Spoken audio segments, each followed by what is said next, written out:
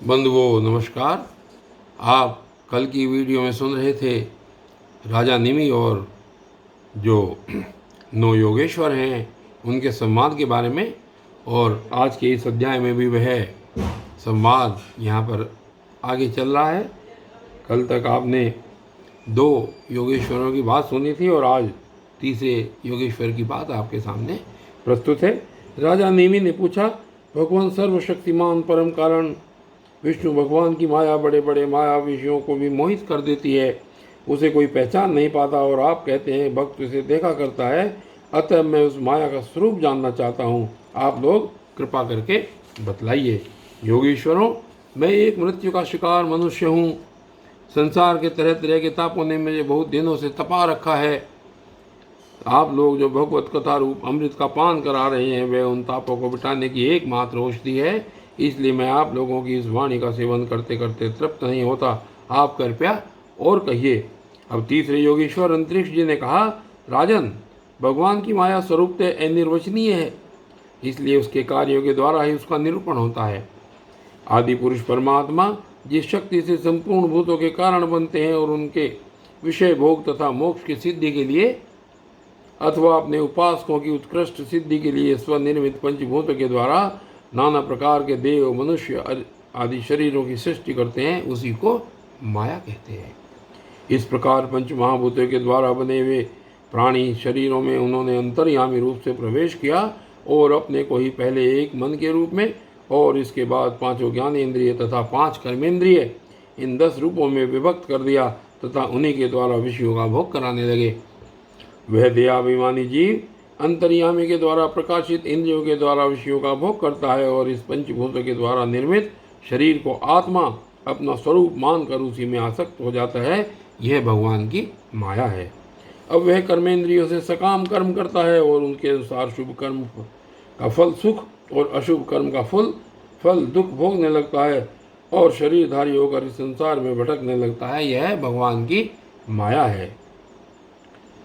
इस प्रकार यह जीव ऐसी अनेक अमंगलमय कर्म गतियों को उनके फलों को प्राप्त होता है और महाभूतों के प्रलय पर्यंत विवश होकर जन्म के बाद मृत्यु और मृत्यु के बाद जन्म को प्राप्त होता रहता है। यह भगवान की माया है। जब पंच महाभूतों के प्रलय का समय आता है तब अनादि और अनंत काल स्थूल तथा सूक्ष्म द्रव्य एवं गुण रूपी समस्त अव्यक्त सृष्टि को अव्यक्त की ओर उसके मूल कारण की ओर खींचता है। यह भगवान की माया है। उस समय पृथ्वी पर लगातार 100 वर्ष तक भयंकर सूखा पड़ता है, वर्षा बिल्कुल नहीं होती। प्रलय काल की शक्ति से सूर्य की उष्णता और भी बढ़ जाती है तथा वे तीनों लोगों को तपाने लगते हैं। यह भगवान की माया है। उस समय शेषनाग संकर्षण के मुंह से आग की प्रचंड लपटें निकलती हैं और वायु की प्रेरणा से वे लपटें पाताल लोक से जलाना आरंभ करती हैं तथा और भी ऊंची ऊंची होकर चारों ओर फैल जाती हैं। यह भगवान की माया है। इसके बाद प्रलयकालीन सांवर तक मेघगण हाथी की सूंड के समान मोटी मोटी धाराओं से 100 वर्ष तक बरसता रहता है। उससे यह विराट ब्रह्मांड जल में डूब जाता है। यह भगवान की माया है। राजन, उस समय जैसे बिना ईंधन की आग बुझ जाती है वैसे ही विराट पुरुष ब्रह्मा अपने ब्रह्मांड शरीर को छोड़कर सूक्ष्म रूप अव्यक्त में लीन हो जाते हैं। यह भगवान की माया है। वायु पृथ्वी की गंध खींच लेती है जिससे वह जल के रूप में हो जाती है और अब वही वायु जल के रस को खींच लेती है, तब वह जल अपना कारण अग्नि बन जाता है। यह भगवान की माया है। जब अंधकार अग्नि का रूप छीन लेता है तब वह अग्नि वायु में लीन हो जाती है और जब अवकाश रूप आकाश वायु की स्पर्श शक्ति छीन लेता है तब वह आकाश में लीन हो जाता है। यह भगवान की माया है। राजन, तदनंतर काल रूप ईश्वर आकाश के शब्द गुण को हरण कर लेता है जिससे वह तामस अहंकार में लीन हो जाता है।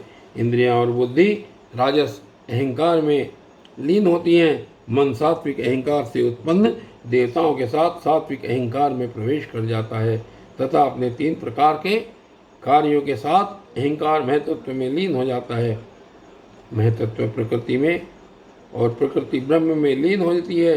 फिर इसी के उल्टे क्रम से सृष्टि होती है। यह भगवान की माया है। यह सृष्टि, स्थिति और संहार करने वाली त्रिगुणमयी माया है। इसका हमने आपसे वर्णन किया। अब आप और क्या सुनना चाहते हैं? और बंधुओं, इसके बाद राजा निमि ने पूछा, महर्षि जी, इस भगवान की माया को पार करना उन लोगों के लिए तो बहुत ही कठिन है जो अपने मन को वश में नहीं कर पाए हैं। अब आप कृपा करके यह बतलाइए कि जो लोग शरीर आदि में आत्मबुद्धि रखते हैं तथा जिनकी समझ मोटी है, वे भी अनायास ही इसे कैसे पार कर सकते हैं। अब चौथे योगेश्वर प्रबुद्ध जी बोले, राजन, स्त्री पुरुष संबंध आदि बंधनों में बंधे हुए संसारी मनुष्य सुख की प्राप्ति और दुख की निवृत्ति के लिए बड़े बड़े कर्म करते रहते हैं। जो पुरुष माया के पार जाना चाहता है, उसको विचार करना चाहिए कि उनके कर्मों का फल किस प्रकार विपरीत होता जाता है। वे सुख के बदले दुख पाते हैं और दुख निवृत्ति के स्थान पर दिनों दिन दुख बढ़ता ही जाता है। एक धन को ही लो, इससे दिन प्रतिदिन दुख बढ़ता ही है। इसको पाना भी कठिन है, और यदि किसी प्रकार मिल भी जाए तो आत्मा के लिए तो यह मृत्यु स्वरूप ही है। जो इसकी उलझनों में पड़ जाता है वह अपने आप को भूल जाता है। इसी प्रकार घर, पुत्र, स्वजन संबंधी, पशुधन आदि भी अनित्य और नाशवान ही हैं। यदि कोई इन्हें जुटा भी ले तो इनसे क्या सुख शांति मिल सकती है? इसी प्रकार जो मनुष्य माया से पार जाना चाहता है, उसे यह भी समझ लेना चाहिए कि मरने के बाद प्राप्त होने वाले लोक परलोक भी ऐसे ही नाशवान हैं, क्योंकि इस लोक की वस्तु के समान वे भी कुछ सीमित कर्मों के सीमित फल मात्र हैं। वहाँ भी पृथ्वी के छोटे छोटे राजाओं के समान बराबर वालों से होड़ अथवा लाग डांट लगी रहती है। अधिक ऐश्वर्य और सुख वालों के प्रति छिद्रान्वेषण तथा ईर्षा द्वेष का भाव रहता है। कम सुख और ऐश्वर्य वालों के प्रति घृणा रहती है, एवं कर्मों का फल पूरा हो जाने पर वहाँ से पतन तो होता ही है, उसका नाश निश्चित है। नाश का भय वहाँ भी नहीं छूट पाता। इसलिए जो परम कल्याण का जिज्ञासु हो, उसे गुरुदेव की शरण लेनी चाहिए। गुरुदेव ऐसे हों जो शब्द ब्रह्म वेदों के पारदर्शी विद्वान हों, जिससे वे ठीक ठीक समझा सकें, और साथ में ब्रह्म में परिनिश्चित तत्वज्ञानी भी हों, ताकि अपने अनुभव के द्वारा प्राप्त हुई रहस्य की बातों को बता सकें। उनका चित्त शांत हो, व्यवहार के प्रपंच में विशेष प्रवृत्त न हो। जिज्ञासु को चाहिए कि गुरु को ही अपना परम प्रियतम आत्मा और इष्ट देव माने,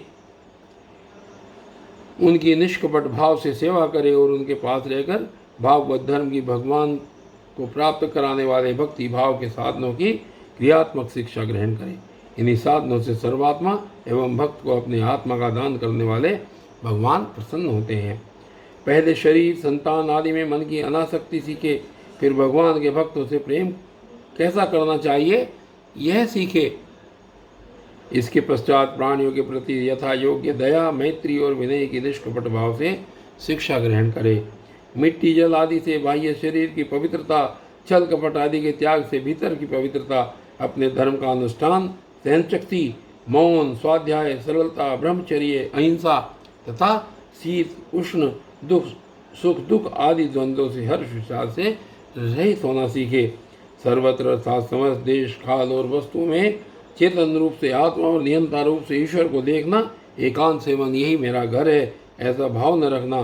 गृहस्थ हो तो पवित्र वस्त्र पहनना, और त्यागी हो तो फटे पुराने पवित्र चित्रे जो कुछ प्रारब्ध के अनुसार मिल जाए उसे में संतोष करना सीखे। भगवान की प्राप्ति का मार्ग बतलाने वाले शास्त्रों में श्रद्धा और दूसरे किसी भी शास्त्र की निंदा न करना, प्राणायाम के द्वारा मन का, मौन के द्वारा वाणी का और वासनाहीनता के अभ्यास से कर्मों का संयम करना, सत्य बोलना, इंद्रियों को अपने अपने गोलकों में स्थिर रखना और मन को कहीं बाहर न जाने देना सीखे। राजन, भगवान की लीलाएं अद्भुत हैं, उनके जन्म, कर्म और गुण दिव्य हैं। उन्हीं का श्रवण, कीर्तन और ध्यान करना तथा शरीर से जितनी भी चेष्टाएं हों सब भगवान के लिए करना सीखे। यज्ञ, दान, तप अथवा जप, सदाचार का पालन और स्त्री, पुत्र, घर, अपना जीवन, प्राण तथा जो कुछ अपने को प्रिय लगता हो सब का सब भगवान के चरणों में निवेदन करना, उन्हें सौंप देना सीखे। जिन संत पुरुषों ने सच्चिदानंद स्वरूप भगवान श्री कृष्ण का अपने आत्मा और स्वामी के रूप में साक्षात्कार कर लिया हो, उनसे प्रेम और स्थावर जंगम दोनों प्रकार के प्राणियों की सेवा, विशेष करके मनुष्यों की मनुष्यों में भी परोपकारी सज्जनों की और उनमें भी भगवत प्रेमी संतों की करना सीखे। भगवान के परम पावन यश के संबंध में ही एक दूसरे से बातचीत करना और इस प्रकार के साधकों का इकट्ठे होकर आपस में प्रेम करना, आपस में संतुष्ट रहना और प्रपंच से निवृत्त होकर आपस में ही आध्यात्मिक शांति का अनुभव करना सीखे। राजन, श्री कृष्ण राशि राशि पापों को एक क्षण में भस्म कर देते हैं। सब उन्हीं का स्मरण करें और एक दूसरे को स्मरण करावें। इस प्रकार साधन भक्ति का अनुष्ठान करते करते प्रेम भक्ति का उदय हो जाता है और वे प्रेमोद्वेग से पुलकित शरीर धारण करते हैं। उनके हृदय की बड़ी विलक्षण स्थिति होती है। कभी कभी वे इस प्रकार चिंता करने लगते हैं कि अब तक भगवान नहीं मिले, क्या करूं, कहाँ जाऊं, किसे पूछूं, कौन मुझे उनकी प्राप्ति करावे। इस तरह सोचते सोचते वे रोने लगते हैं। तो कभी भगवान की लीला की स्फूर्ति हो जाने से ऐसा देखकर कि परमेश्वरीशाली भगवान गोपियों के डर से छिपे हुए हैं, खिलखिलाकर हंसने लगते हैं। कभी कभी उनके प्रेम और दर्शन की अनुभूति से आनंद मग्न हो जाते हैं, तो कभी लोकातीत भाव में स्थित होकर भगवान के साथ बातचीत करने लगते हैं। कभी मानो उन्हें सुना रहे हों, इस प्रकार गुणों का गान छेड़ देते हैं और कभी कभी नाच नाच कर उन्हें रिझाने लगते हैं। कभी कभी उन्हें अपने पास न पाकर इधर उधर ढूंढने लगते हैं, तो कभी कभी उनसे एक होकर उनकी सन्निधि में स्थित होकर परम शांति का अनुभव करते और चुप हो जाते हैं। राजन, जो इस प्रकार भागवत धर्म की शिक्षा ग्रहण करता है उसे उनके द्वारा प्रेम भक्ति की प्राप्ति हो जाती है और वह भगवान नारायण के परायण होकर उस माया को अनायास ही पार कर जाता है जिसके पंजे से निकलना बहुत ही कठिन है। और बंधुओं, आज की वीडियो में इसे सिर्फ इतना ही, और ये वीडियो आगे भी चलती रहेगी और ये अध्याय अभी यहीं पर बीच में पूर्ण किया जा रहा है और आगे का जो शेष अध्याय है वो अगली वीडियो में आप सुनेंगे। तब तक के लिए धन्यवाद।